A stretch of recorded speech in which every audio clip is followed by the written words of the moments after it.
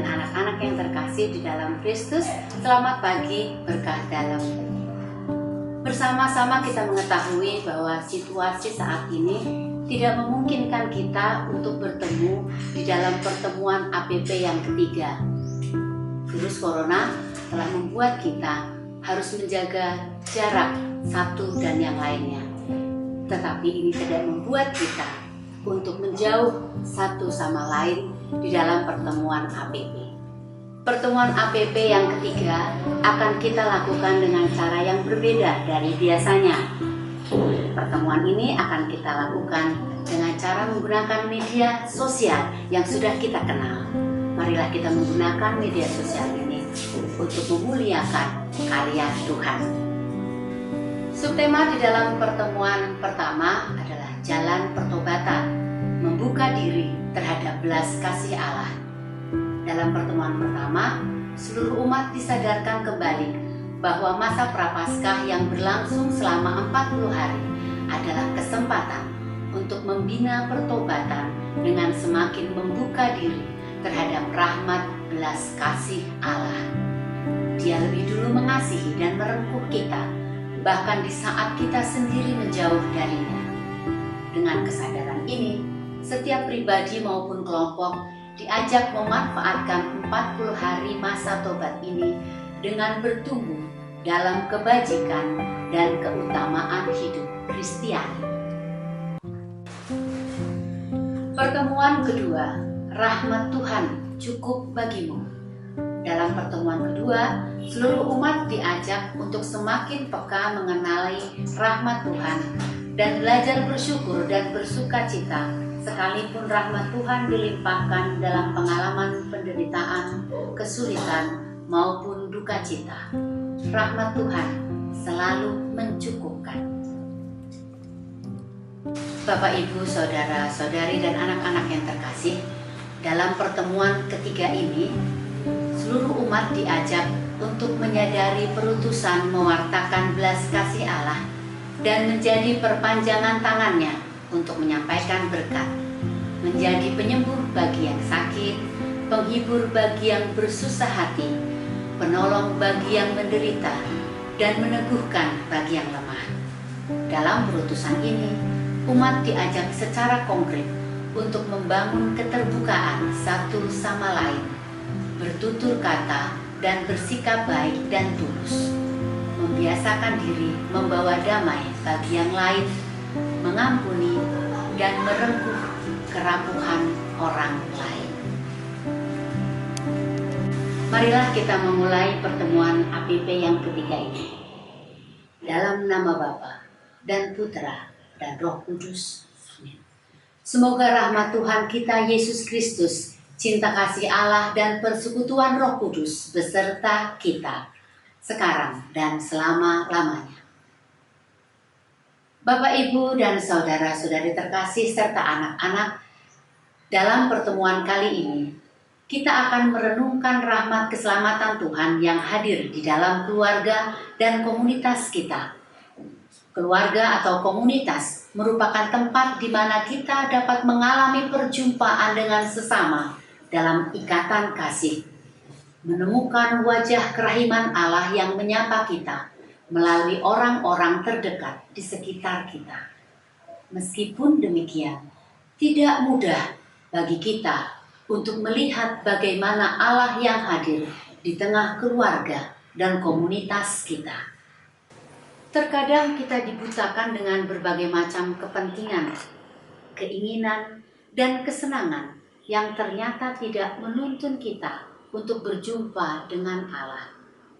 Sehingga karena keegoisan kitalah, keluarga dan komunitas kita menjadi tercerai-berai dan kita sulit untuk mengalami kasih Allah yang menyelamatkan, yang hadir di dalam keluarga dan komunitas kita.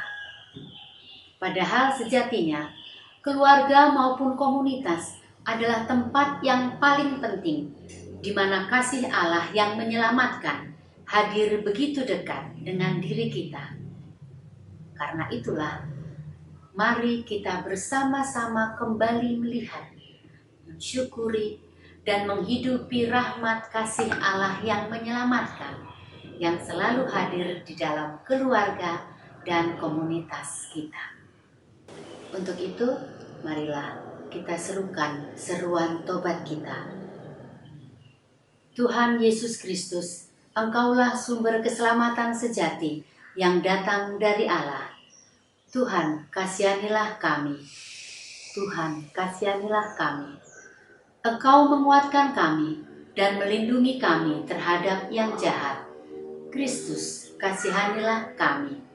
Kristus, kasihanilah kami. Engkau selalu menuntun kami ketika kami jatuh dan tersesat. Tuhan, kasihanilah kami.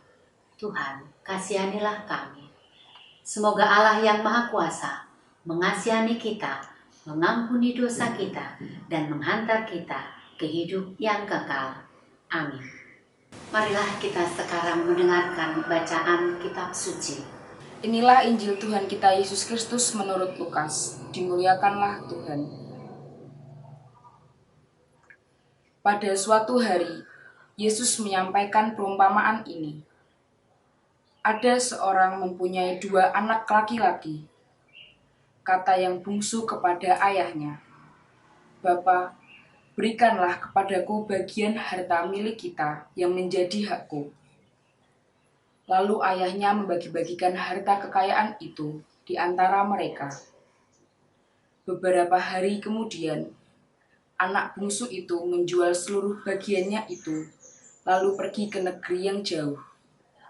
Di sana, ia memboroskan harta miliknya. Beberapa hari kemudian, anak bungsu itu menjual seluruh bagiannya itu, lalu pergi ke negeri yang jauh. Di sana, ia memboroskan harta miliknya itu dengan hidup berfoya-foya. Setelah dihabiskannya semuanya, timbullah bencana kelaparan di dalam negeri itu, dan ia pun mulai melarat. Lalu ia pergi dan bekerja pada seorang majikan di negeri itu. Orang itu menyuruhnya ke ladang untuk menjaga babinya. Lalu ia ingin mengisi perutnya dengan ampas yang menjadi makanan babi itu.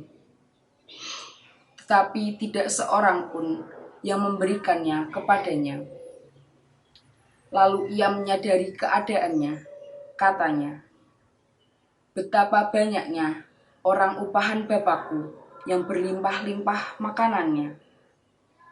Tetapi aku di sini mati kelaparan. Aku akan bangkit dan pergi kepada Bapakku dan berkata kepadanya, Bapa, aku telah berdosa terhadap sorga dan terhadap Bapa. Aku tidak layak lagi disebutkan anak Bapa. Jadikanlah aku sebagai salah seorang upahan Bapa." Maka bangkitlah ia dan pergi kepada bapaknya. Ketika ia masih jauh, ayahnya telah melihatnya. Lalu tergeraklah hatinya oleh belas kasihan. Ayahnya itu berlari mendapatkan dia, lalu merangkul dan mencium dia. Kata anak itu kepadanya, "Bapa, aku telah berdosa terhadap sorga dan terhadap Bapa. Aku tidak layak lagi disebutkan anak Bapa." Tetapi ayah itu berkata kepada hamba-hambanya, "Lekaslah bawa kemari jubah yang terbaik. Pakaikanlah itu kepadanya, dan kenakanlah cincin pada jarinya, dan sepatu pada kakinya. Dan ambillah anak lembu tambun itu. Sembelihlah dia, dan marilah kita makan dan bersuka cita. Sebab anakku ini telah mati dan menjadi hidup kembali. Ia telah hilang dan didapat kembali." Maka mulailah mereka bersukaria.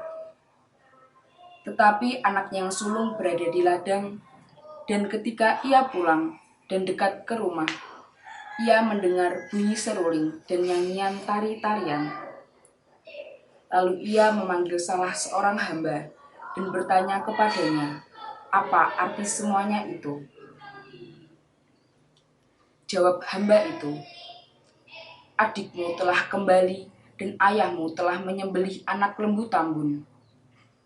Karena ia mendapatnya kembali dengan sehat, maka marahlah anak sulung itu dan ia tidak mau masuk. Lalu ayahnya keluar dan berbicara dengan dia. Tetapi ia menjawab ayahnya, katanya, telah bertahun-tahun aku melayani Bapa, dan belum pernah aku melanggar perintah Bapa. Tetapi kepadaku belum pernah Bapa memberikan seekor anak kambing untuk bersukacita dengan sahabat-sahabatku. Tetapi baru saja datang anak Bapa yang telah memboroskan harta kekayaan Bapa bersama-sama dengan pelacur-pelacur. Maka Bapa menyembelih anak lembu tambun itu untuk dia. Kata ayahnya kepadanya, anakku, engkau selalu bersama-sama dengan aku, dan segala kepunyaanku adalah kepunyaanmu. Kita patut bersukacita dan bergembira, karena adikmu telah mati dan menjadi hidup kembali. Ia telah hilang dan didapat kembali. Demikianlah Injil Tuhan. Terpujilah Kristus.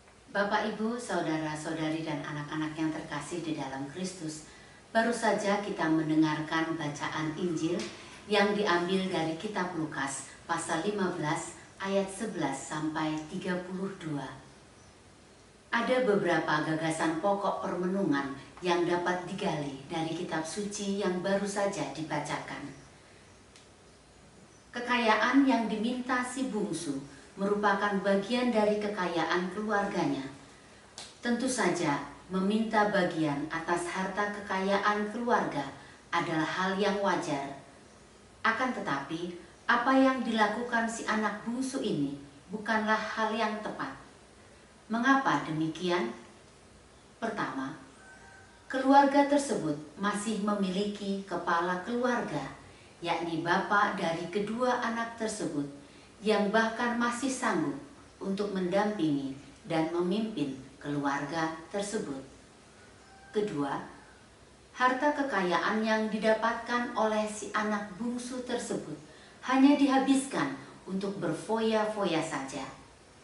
Ketiga, berbicara soal kekayaan tentunya tidak hanya dimaksudkan pada kekayaan materi saja, tetapi juga berkaitan dengan kekayaan nilai. Mari kita lihat kembali perikop di atas. Kekayaan yang dimiliki oleh keluarga tersebut tidak hanya sebatas kekayaan materi, akan tetapi juga terdapat banyak kekayaan nilai yang diberikan dalam keluarga. Pandangan si anak bungsu hanya tertuju pada materi yang dimiliki oleh keluarganya. Padahal kekayaan lain yang nilainya lebih besar dari itu, semua kita ketahui bersama, terdapat pada teladan bapaknya. Oleh karena keegoisannya, hubungan di dalam keluarga tersebut menjadi rusak. Akan tetapi, pribadi bapa sungguh menjadi teladan kasih yang begitu besar dan nyata. Pribadi bapa sungguh mewujud nyatakan kasih Allah yang mampu menyelamatkan seluruh umatnya. Bapak, Ibu, saudara-saudari, setelah kita mendengarkan beberapa gagasan pokok permenungan dari kitab suci, selanjutnya kita akan sharing dengan beberapa warga lingkungan Agatha yang akan kita temui. Bapak, Ibu, saudara-saudari, dan anak-anak yang terkasih di dalam Kristus, kita akan memasuki sharing. Pada sharing kali ini kita akan menanyakan kepada Bapak Herman Yosef Sudarwanto tentang pertanyaan-pertanyaan yang ada di dalam buku. Pak Herman, ini ada beberapa pertanyaan yang bisa Pak Herman jawab. Ada 4 pertanyaan dan boleh dipilih yang mana terlebih dahulu yang menjawab. 1. Adakah hal-hal yang membuat saya merasa tidak nyaman berada di dalam keluarga atau komunitas, dan mengapa? 2. Jika ada, apa yang sudah atau yang akan dilakukan bersama sebagai keluarga atau komunitas untuk membuat keluarga atau komunitas menjadi lebih nyaman? Itu pertanyaan kedua. Pertanyaan ketiga, bila tidak ada, hal apa yang paling mengesan yang bisa saya dapatkan di dalam keluarga atau komunitas yang sungguh membuat saya merasakan keselamatan? Dan yang keempat, apakah hal itu sudah saya berikan? Bagaimana? Baik, langsung saya jawab, Ibu. Ya. Yang pertama, tadi pertanyaannya, apakah ada perasaan nyaman atau tidak nyaman di dalam komunitas atau keluarga ya tadi ya? Ya, sebelumnya saya mau cerita dulu, ya Bu. Jadi saya masuk ke Kudus itu di sekitar tahun 94-95. Waktu itu saya belum mengenal yang namanya komunitas, baik komunitas di gereja maupun komunitas di luar gereja. Akan tetapi setelah saya menikah, barulah saya menemukan komunitas. Kebetulan waktu itu saya bergabung di komunitas, kalau yang sekarang namanya OMK, kalau dulu namanya masih KKMK. Ya. Saya menemukan komunitas itu cocok buat saya, dan puji Tuhan saya juga menemukan pasangan hidup saya di komunitas itu. Ya. Jadi kalau ditanyakan apakah saya nyaman di dalam suatu komunitas, ya saya berusaha untuk nyaman saja. Ada mungkin ketidaknyamanan apabila dalam komunitas itu timbul konflik, dan itu pasti ada. Ya, ada ketidakcocokan, mungkin ada satu keputusan yang tidak bisa memuaskan semua pihak, itu pasti ada. Tapi saya berusaha supaya kedua belah pihak tidak terlalu dalam konfliknya. Dan sampai hari ini pun puji Tuhan saya juga aktif di dalam komunitas, dan terus terang banyak komunitas yang saya ikuti Bu, ya, baik di dalam gereja maupun yang di luar gereja. Kalau di dalam gereja tentu saja yang prioritas utama komunitas lingkungan. Seberapa aktif kita di luar lingkungan, tetap kembalinya harus ke dalam lingkungan, ya, karena di dalam lingkungan itu menjadi sarana pembelajaran kita yang paling utama setelah keluarga, ya kan? Jadi di situ kita bisa menemukan saudara dekat, ya kan? Bahkan kita juga bisa menemukan sahabat juga di situ, berbagi suka dan duka dalam setiap acara. Kita bisa lakukan apapun yang kita inginkan di dalam komunitas. Wah, ini sudah dijawab semua. Pak Herman, ini dari nomor 1 sampai 4 ini. Iya, Bu. Ya, jadi berarti tadi yang tidak nyaman itu bagaimana kira-kira? Contoh konkretnya Pak misalnya? Zaman dahulu kita pernah mengadakan yang namanya majalah liturgi, dulu namanya apa ya? Ya, majalah komuni ya. Ya. Dulu terus terang yang aktif di dalam komuni itu awalnya cukup banyak, ya, tetapi seiring berjalannya waktu mungkin hanya di bawah 10 orang yang aktif, sehingga waktu kita banyak tersita di situ. Jadi begitu komuni terbit, keesokan harinya atau malamnya itu kita sudah aktif lagi untuk mencari berita. Nah, kadang di situ timbul konflik internal, ya, karena waktu saya sering keluar malam, sementara istri waktu itu juga di rumah menunggu saya. Masih keluarga muda, ya, masih keluarga muda, belum ada putra putri, jadi masih sendirian. Jadi kadang waktu saya berkeliling mencari sumber berita itu ada rasa tidak nyaman di hati saya. Hanya itu saja sih. Untuk selebihnya tidak ada masalah. Kalau ini Pak, tadi pertanyaan ketiga, Ya. hal apa yang paling mengesan yang saya dapatkan di dalam keluarga atau komunitas yang sungguh membuat Bapak merasakan keselamatan? Ya, saya merasa suara saya itu tidak sebagus Gumane atau Pak Sabto atau Pak Dodi, ya. Tetapi puji Tuhan, setiap ada tugas bukan setiap lah, kalau setiap itu kan terlalu ekstrim ya. Paling tidak di beberapa tugas utama itu Pak Mane memilih saya. Saya sebetulnya merasa tidak pantas karena suara saya biasa saja, tetapi disitulah saya merasa terpanggil. Mungkin ini memang Tuhan sudah memilih saya, ya kan? Dengan apa yang saya punya, saya persembahkan yang terbaik untuk Tuhan. Baik, Itu saja. Ya. Terima kasih Pak Herman untuk Ya. sharingnya. Ya, sama-sama Bu. Bapak, Ibu, saudara-saudari dan anak-anak yang terkasih, itu tadi sharing dari Pak Herman mengenai perasaan, pendapat yang dirasakan oleh Pak Herman, bagaimana keluarga dan komunitas itu berarti penting dalam kehidupan beliau. Nanti sebentar lagi kita akan mendengarkan pendapat atau sharing dari bapak-bapak atau ibu-ibu yang lain. Bapak, Ibu, saudara-saudari dan anak-anak yang terkasih di dalam Kristus, tadi kita sudah mendengarkan sharing dari Bapak Herman Yosef Sudarwanto. Sekarang kita akan mendengarkan sharing yang akan diberikan oleh Bapak Sabto Adi. Mari. Bapak Sabto, selamat siang. Selamat siang, Bu. Begini Pak, dalam APP ketiga ini kan ada pertanyaan-pertanyaan yang dimohon untuk bisa dijawab. Ya. Ya, di dalam APP ketiga ini kita akan membahas tentang terlibat membangun keluarga dan komunitas yang menyembuhkan dan meneguhkan. Ya, tadi sudah dibacakan juga kitab suci yang menunjang dari materi ini. Baik, pertanyaan pertama saya akan membacakan pertanyaannya dulu, nanti Pak Sabto silahkan menjawab yang mana. 1. Adakah hal-hal yang membuat saya merasa tidak nyaman berada di dalam keluarga atau komunitas? Mengapa? Kedua, jika ada, apa yang sudah atau yang akan dilakukan bersama sebagai keluarga atau komunitas untuk membuat keluarga atau komunitas menjadi lebih nyaman?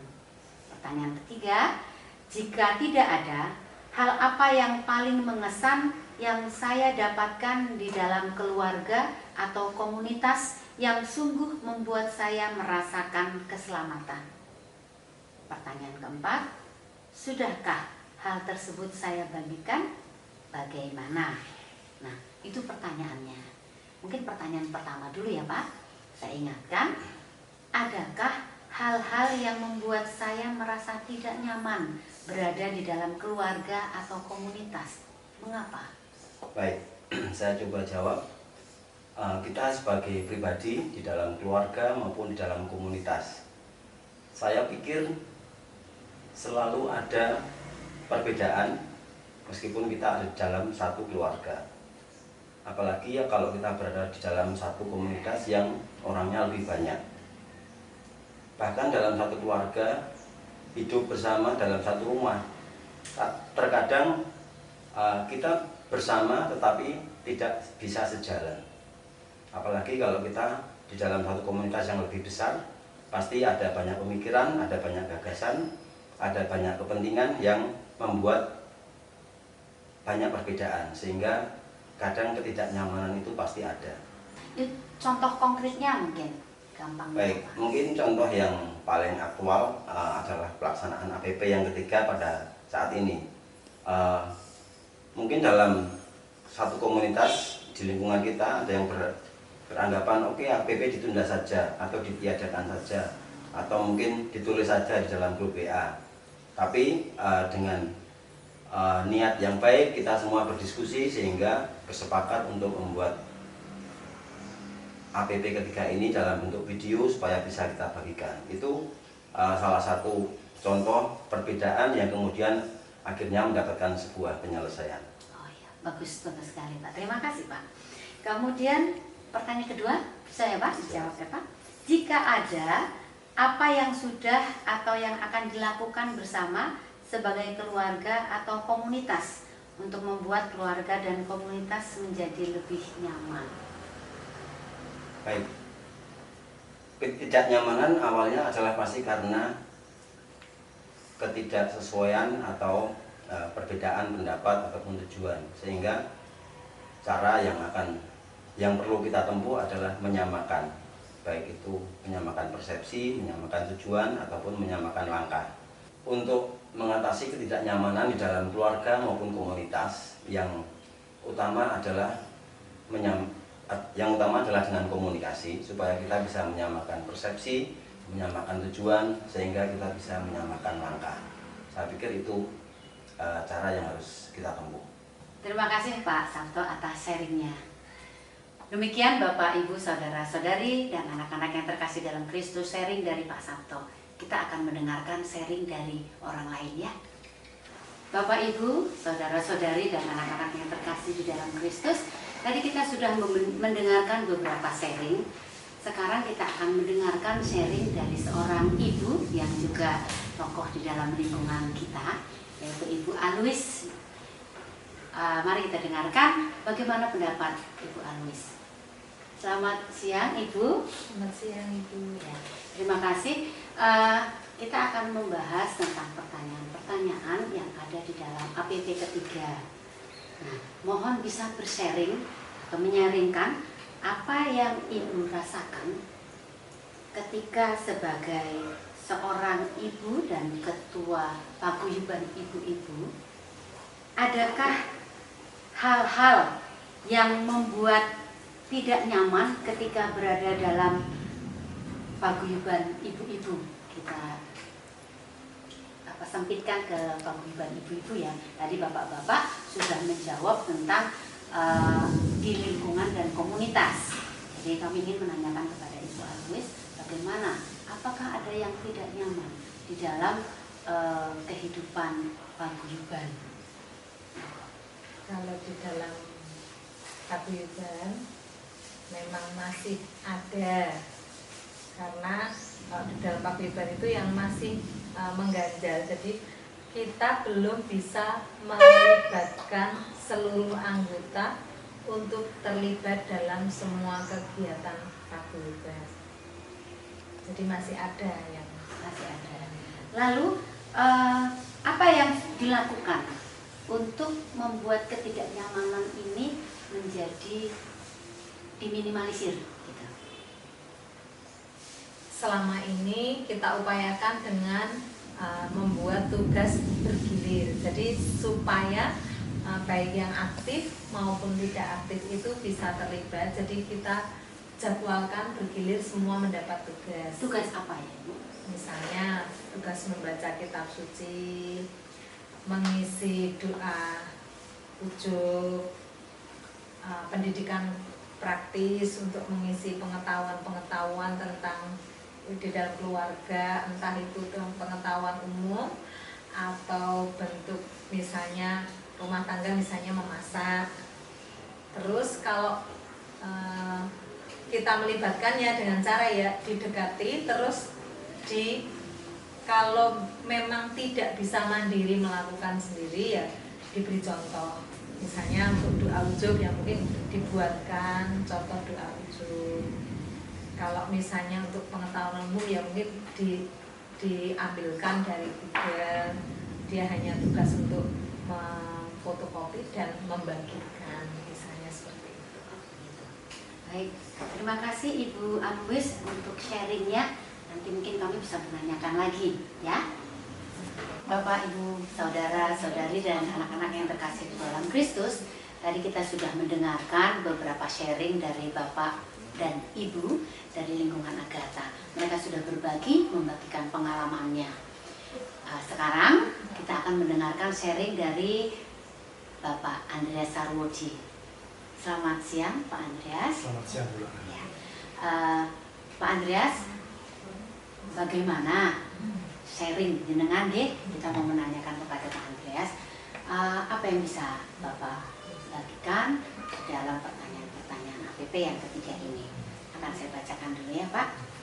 Hal apa yang paling mengesan yang didapatkan oleh Pak Andreas di dalam keluarga atau komunitas yang sungguh membuat Pak Andreas itu merasakan keselamatan? Boleh keluarga, boleh komunitas. Pak Andreas mau menjawab yang mana? Saya paling terkesan dengan komunitas ya. Oh ya. Karena komunitas juga membawa dalam keluarga saya. Gitu. Silakan. Jadi saya di lingkungan Agatha ini merasa sangat diterima apa adanya. Kemudian banyak teman-teman yang saling mendukung, orang-orangnya gampang diajak bekerja sama. Kemudian kalau ada masalah bisa diselesaikan secara bersama. Bahkan kalau ada informasi bersama tetangga atau teman seiman yang punya masalah, kita langsung bisa mengatasi masalah itu.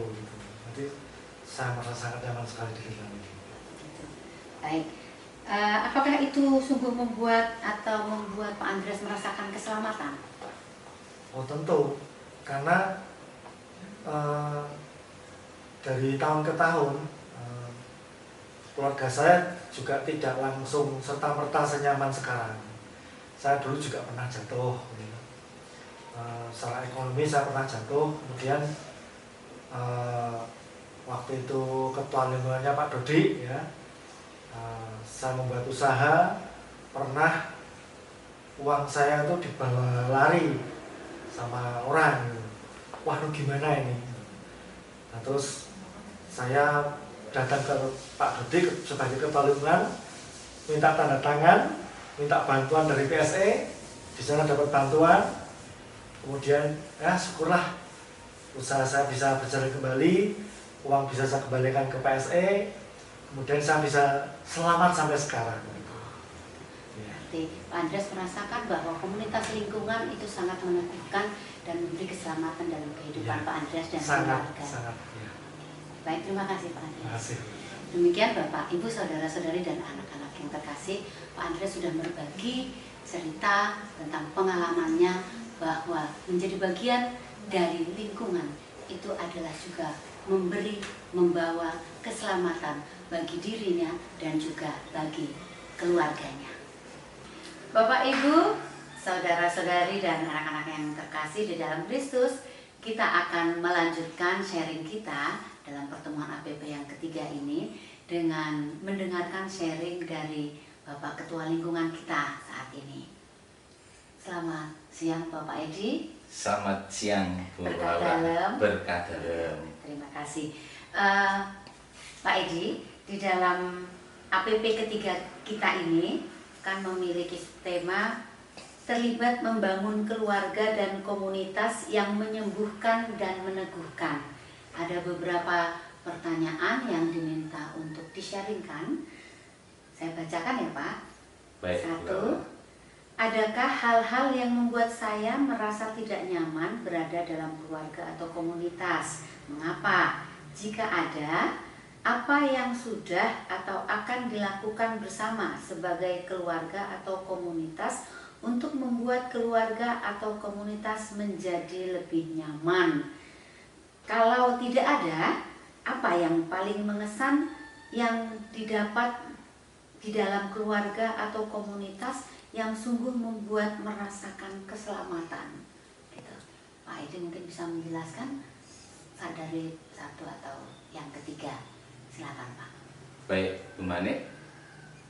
Sebelum mungkin saya menjawab itu, mungkin saya ingin menyampaikan satu hal bahwa ketika kita mau berkomunitas, maka kita juga harus berbicara tentang motivasi.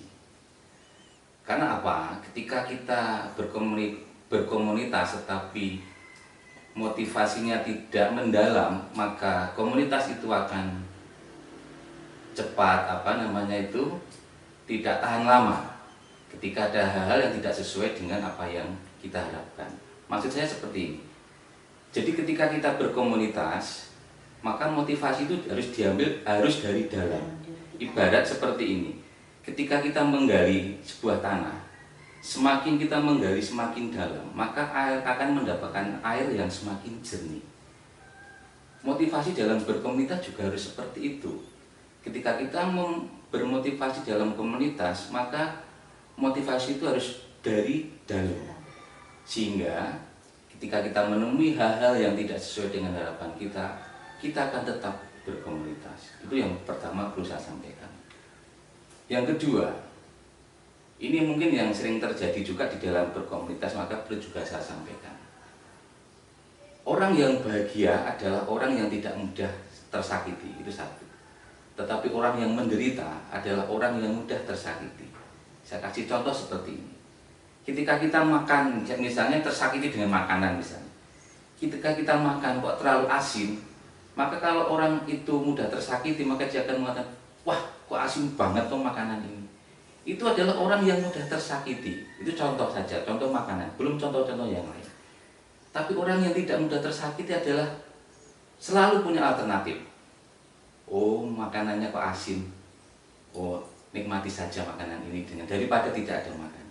Nah, itu mungkin satu hal yang perlu sampaikan. Yang kedua yang perlu saya sampaikan adalah ada orang yang kadang itu satu yang perlu saya sampaikan. Orang yang jahat adalah orang yang suka menyakiti.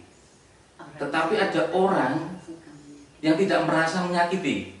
Nah, ini yang perlu juga kita sampaikan supaya nanti dalam berkomunitas itu kita bisa tahan lama. Maksudnya seperti ini. Kasih contoh misalnya. Saya dengan teman saya, saya suatu ketika melihat teman saya makan mie. Saya mengatakan, kamu makan apa mas? Misalnya seperti itu. Mie. Jelai mie kok kayak cacing kok dimakan. Itu kelihatannya mungkin tidak menyakiti, tetapi kalau memang dia tidak suka, tidak usah bicara seperti itu, maksud saya seperti itu. Karena memang mie ya seperti itu. Itu artinya apa? Orang yang menyakiti tapi tidak merasa menyakiti. Ya seperti itu. Baik, nah sekarang masuk ke dalam sebagai ketua lingkungan saat ini. Adakah yang membuat Pak Edi tidak nyaman berada dalam keluarga atau komunitas dan mengapa? Ada enggak? Sebenarnya kalau tidak nyaman itu pasti ada. Karena tadi sudah sampaikan pertama tadi ada orang yang memang bisa memberinya nyaman sesuai, ada yang tidak sesuai dengan harapan kita. Ada yang tidak nyaman, pasti itu ada. Misalnya dalam berkomunitas itu ada orang yang memang tidak menghargai. Itu pasti tidak nyaman, merasa misalnya tidak dihargai, itu memang jadi merasa tidak nyaman. Tetapi kembali lagi bahwa kalau kita motivasi kita dari dalam, maka kita harus punya alternatif bahwa yang namanya berkomunitas itu pasti berbeda-beda, pribadinya berbeda-beda, caranya ngomong, caranya bicara, caranya bergaul pasti itu berbeda-beda. Dan itu bukan sesuatu halangan sebenarnya dalam berkomunitas. Itu ada sesuatu yang justru harus dinikmati. Itulah, kalau tidak seperti itu justru malah nanti komunitas itu tidak jalan. Oke, nah bagaimana caranya atau apa yang sudah dilakukan sebagai ketua lingkungan, kita berbicara kepada Pak Edi sebagai ketua lingkungan, yang membuat supaya komunitas lingkungan ini menjadi lebih nyaman. Tadi kan Pak Edi mengatakan bahwa ada yang tidak nyaman. Memang tadi Pak Edi menjelaskannya mungkin secara general ya, secara umum gitu, secara umum. Nah, kira-kira apa yang dilakukan supaya membuat komunitas itu menjadi nyaman? Mungkin bisa contoh sedikit saja. Mungkin sebelum saya menjawab itu, saya mungkin kembali mengingatkan bacaan yang Injil ya. Tentang apa? Anak sulung anak bungsu ya. Anak yang hilang ya. Anak yang hilang ya. Kalau kita lihat itu ada 3 tokoh, yaitu bapak, kemudian anak sulung, kemudian anak yang bungsu. Di dalam komunitas juga seperti itu sebenarnya. Ada orang yang seperti bapak itu selalu mengampuni, selalu mengayomi, selalu menerima siapapun, apapun. Kemudian ada yang memang seperti anak sulung itu, ya kadang muncul, kadang tidak, kadang muncul, kadang tidak. Dan yang ketiga ada yang rajin tetapi justru malah kadang motivasinya lain, ya, gitu kan, seperti itu. Nah, untuk membuat nyaman itu maka sekali lagi bahwa itu kita harus membuka diri satu.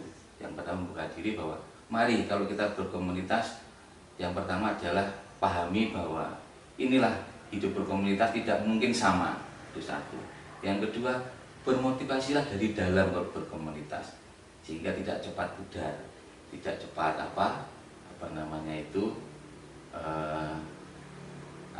supaya langgeng lah istilahnya seperti itu. Cepat mutung. Tidak gitu. cepat, ya mungkin kalau bahasa sekarang mutung, ya seperti itu. Sehingga komunitas itu terus berjalan dengan baik. Harapannya juga hidup berkomunitas itu saling menguatkan di dalam kita hidup beriman di lingkungan adat yang kita cintai ini. Mungkin gitu Bu Laura yang bisa saya sampaikan.